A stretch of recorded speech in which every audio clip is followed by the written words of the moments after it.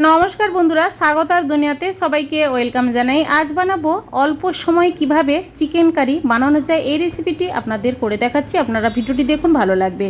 সবার প্রথমে নিয়েছি 700 গ্রাম চিকেন, ভালোভাবে ধুয়ে পরিষ্কার করে জল ঝরিয়ে বড় পাত্রে নিয়ে নিয়েছি। ফেটানো টক দই 3 টেবিল স্পুন ভালোভাবে ফেটিয়ে চিকেনের সঙ্গে দিয়ে দিলাম। আর দিয়ে দেব দুটো বড় সাইজের পেঁয়াজ কোচানো।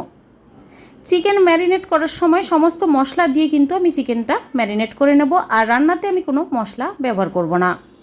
অল্প হলুদ গুঁড়ো দিয়ে দিচ্ছি, আর দিয়ে দেব জিরে গুঁড়ো 1 টেবিল স্পুন, আর কাশ্মীরি লঙ্কার গুঁড়ো 1 টেবিল স্পুন দিয়ে দিলাম। আদা রসুন পেস্ট একসঙ্গে করেছিলাম 2 টেবিল স্পুন দিয়ে দিলাম। আর দেব কাঁচা লঙ্কা বাটা 1 টেবিল স্পুন। আর সর্ষের তেল আমি এখানে অল্প ব্যবহার করব, 3 টেবিল স্পুনের মতো সর্ষের তেল, আর পরিমাণ মতো লবণ। চিকেনের সঙ্গে সমস্ত মশলা ভালোভাবে মাখিয়ে নেব। মাখিয়ে নেওয়ার পর আমি দিয়ে দেব 1 টেবিল স্পুন চিনি। চিনি দিলে চিকেন যতই সেদ্ধ হোক না কেন, চিকেন থেকে মাংস একদম গলে নরম হয়ে যাবে না।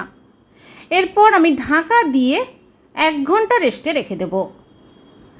দুটো বড় সাইজের আলু আলাদা কড়াইতে লবণ হলুদ দিয়ে ভেজে তুলে নিলাম।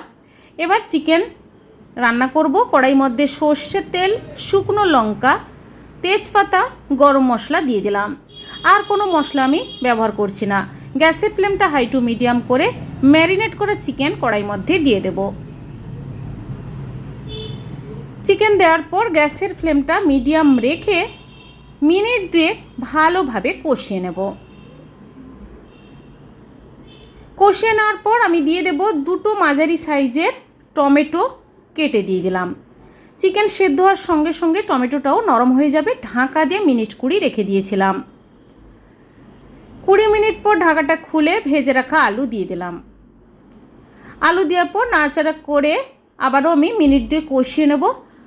আর আস্তে আস্তে করে চিকেন থেকে যখন তেল ছাড়তে শুরু করবে, তারপর আমি দিয়ে দেব উষ্ণ গরম জল। চিকেন কারিতে আমি জল এখানে আমি অল্প দেব, যেহেতু গ্রেভি আমি অল্পই রাখব। 2 বাটির মতো জল দিলাম। দিয়ে নাড়াচাড়া করে গ্যাসের ফ্লেম হাই করে মিনিট 10 ফুটতে দেব। এবার আমি দিয়ে দিচ্ছি লবণ। চিকেন ম্যারিনেট করার সময় লবণ দিয়েছিলাম। রান্নাতে আমি আর কোনো লবণ ব্যবহার করিনি, যেহেতু গ্রেভি থাকছে লবণটা একটু লাগবে মনে করেছি, তাই অল্প লবণ দিয়ে আবারও মিনিট 5 ফুটতে দিলাম। ফুটে যাওয়ার পর সবার লাস্টে দিয়ে দেব 1 টেবিল স্পুন গরম মশলা গুঁড়ো। ব্যাস তৈরি হয়ে গেল খুবই ইজি আর টেস্টি চিকেন কারি। এইভাবে চিকেন কারি বন্ধুরা বাড়িতে বানিয়ে ফেলুন। অল্প সময়ে গরম ভাতের সঙ্গে দুপুরবেলা এইভাবে বানিয়ে খান, অসাধারণ লাগবে। আজকের এই চিকেন কারি রেসিপি আপনাদের কেমন লেগেছে কমেন্ট করে অবশ্যই জানাবেন, লাইক করবেন, আর আমার চ্যানেলটি বন্ধুরা সাবস্ক্রাইব করে নেবেন। সবাই ভালো থাকুন, সুস্থ থাকুন, ধন্যবাদ।